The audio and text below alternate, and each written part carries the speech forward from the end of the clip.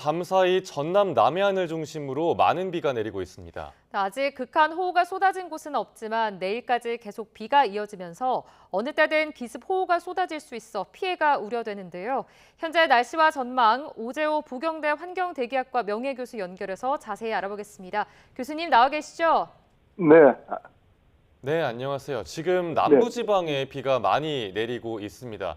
워낙에 네. 가뭄 때문에 메말랐던 곳이라서 단비가 절실하긴 했는데 지금까지 얼마나 내렸고 또 앞으로는 얼마나 더 많은 비가 올까요? 예, 지금까지 내린 것은 제가 데이터가 확실히 없어서 그런데 50에서 100mm 정도 또 제주도 쪽에서 많이 내린 걸로 알고 있습니다. 앞으로도 많은 곳은 한 250mm까지 온다고 기상청에서는 발표하고 있네요. 그런데 문제는 이 비가 오는 비구름들이 13호 태풍 돌핀의 중국에 상륙한 이후에 온대 저기압으로 바뀌면서 거기에 동반해서 지금 올라오고 있습니다.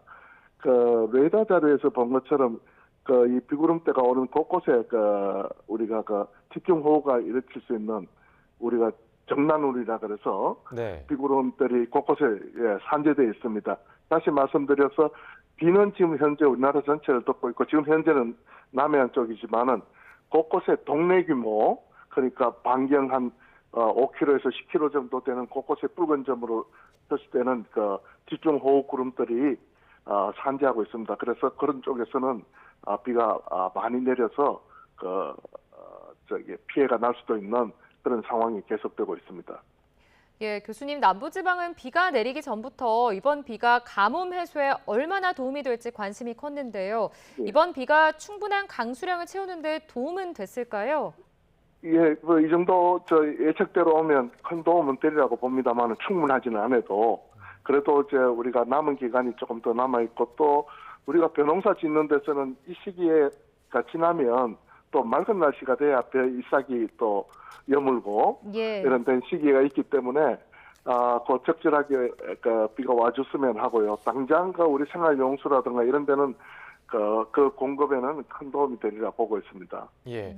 남부지방 날씨를 지난 한 달 동안 보면 아예 극단적인 폭염, 가뭄 아니면 이렇게 폭우가 오는 상황 같아 보이거든요. 이렇게 네. 극단적인 날씨가 이어진 가장 큰 원인은 뭔가요?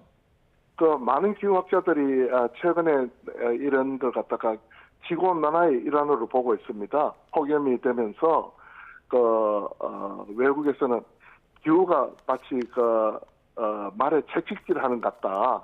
이리 날뛰고 저리 날뛰고 극한 상황이 손바닥 뒤집듯이 이랬다 저랬다 하는 것들이 더 잦아지고 또 기후학자들이 염려하는 것은 지금 이런 추세들이 지구온난화 추세 위에 얹혀 있거든요. 네. 그렇게 하다 보니까 이게 뭐 일시적으로 끝나고 내년 또 이게 정상으로 돌아간다든가 이런 게 아니고 앞으로는 이런 현상들이 더 자주 또 더 강하게 또 더 빈번하게 또 더 긴 기간 동안 이렇게 나타나리라고 보고 있습니다. 그래서 우리가 앞으로 이런 기후 전환이라든가 이런 대책에 지금까지는 우리가 갖고 있는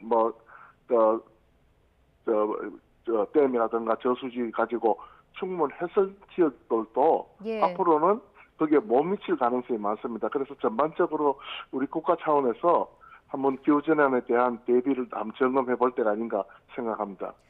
예, 앞으로 좀 비가 더 내린다고 해서 걱정인데요. 오늘 밤사이 네. 경남 해안에는 강한 기습 호우가 또 예고됐거든요. 원래 메마른 땅이 호우에는 더 위험한가요?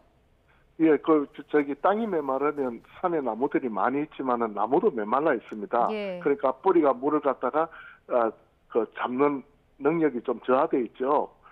예, 그런 지역에서 비가 많이 내리면 이게 표층으로 흘러갈 가능성이 많고 그러다 보면 이제 곳곳에서는 또 국지적인 홍수, 비 피해가 또 침수 이런 일들이 충분히 가능하다고 생각합니다. 네. 올해 기상청이 여름철 극한 호우에 대비해서 호우 긴급 재난 문자를 더 강화했잖아요. 그런데 이게 기존과 달라졌다 보니까 어떻게 달라진 건지 좀 헷갈릴 때가 아직 있거든요. 좀 자세하게 짚어주시겠어요? 예, 집중호우, 죄송합니다. 집중호우 되는 게 시간당 90mm 이상이 될 때는 집중호우가 경보 차원에서 그전에는 이게 집중호우니까 알고 계십시오, 준비하십시오 이런 차원이라면 집중호우 중대경보나 이런 것들은 역시 행동을 하는 그런 뜻이 담겨 있습니다. 이제 그런 쪽에서 그 앞에 말씀드린 것처럼 그 비구름들이 앞으로 점점 더 강해지고 기후에 따라서 이제 그런 현상들이 잦아지니까 아마 거기에 대비하기 선제적인 대응 조치로 기상청에서도 그 집중호우 사전 예보를 하고 있는 것 같습니다. 이렇게 철저한 호우 대비가 더 필요한 상황인데요. 긴급 네. 호우 재난 문자를 받았을 때 어떻게 해야 될까요? 이 시기별 대처 행동 요령도 자세히 짚어주시죠. 네, 우선은 집중호우가 올 때는 초기에 비를 갖다 우수관 쪽으로 유도하는 게 굉장히 중요하거든요. 예. 그래서 보면 우리가 특히 재래시장이나 또 오래된 동네에 보면 과거에는 우수관하고 하수관이 분리가 잘 안 된 쪽이 많습니다. 그러다 보니까 우리가 소위 맨홀이라는 데서 냄새가 올라오는 경우가 있으니까 그걸 냄새 때문에 다 비닐 장판이나 다른 차단을 해놓은 경우가 많습니다. 그러면 비가 우수관으로 빨리 뽑아줘야 되는데 그게 아니고 표층으로 흘러버리니까 이게 이제 곳곳 침수로 연결되는 수가 있거든요. 그래서 집중호우 온다 그러면 꼭 맨홀 뚜껑을 한번 관리해 주시고 또 그걸 옆으로 걷어놔도 비가 오면 또 그걸 막는 수가 있으니까 실내로 옮겨 주시고 그래서 초기에 잡는 비를 잡는 게 중요하고요. 그다음에 또 간혹 사고 나는 게 지하차도나 이런 데서 침수 사고 납니다. 네. 원래 지하차도는 우리가 빗물 들어가면 우수를 갖다가 펌프로 퍼올리는 그런 시설들이 다 되어 있습니다. 그래서 큰 관계는 없습니다만은 관리하시는 분이나 또 간혹 이게 고장 나는 수가 있습니다. 그러면 그 능력이 없기 때문에 관리를 갖다 사전에 예보나 한번 더 점검해 주시는 게 필요하고 또 운전자들은 빗물이 차 있으면 가능하면 우회하고 들어가지 않는 게 굉장히 중요하다 봅니다. 예, 그다음에 많은 비가 예보된 지역에선 방금 말씀해주신 행동 요령들 꼭 기억을 해야겠고요. 이제 연휴 두 번째 날이고 내일까지 연휴가 이어질 텐데 앞으로 비가 얼마나 더 올까요? 이게 이제 가을로 들면 비가 그렇게 많지는 않습니다. 오는 경우가 우리가 따질 수 있는 게 이번처럼 태풍이 우리나라 근처로 와서 오는 가능성이 있고요. 그다음에 해마다 그렇게 뚜렷하지는 않지만 간혹 또 어떤 해는 가을장마라 그래서 또 비가 오는 경우가 있습니다. 호우성으로.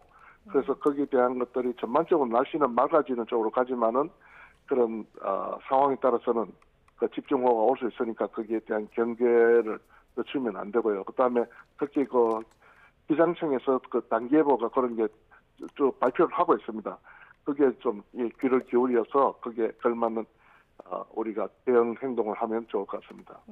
조금 전에 태풍도 잠깐 언급을 해주셨는데 최근 우리나라의 태풍 간접 영향이나 이 남은 비구름의 영향을 좀 자주 받는 것 같습니다. 특별한 이유가 있을까요?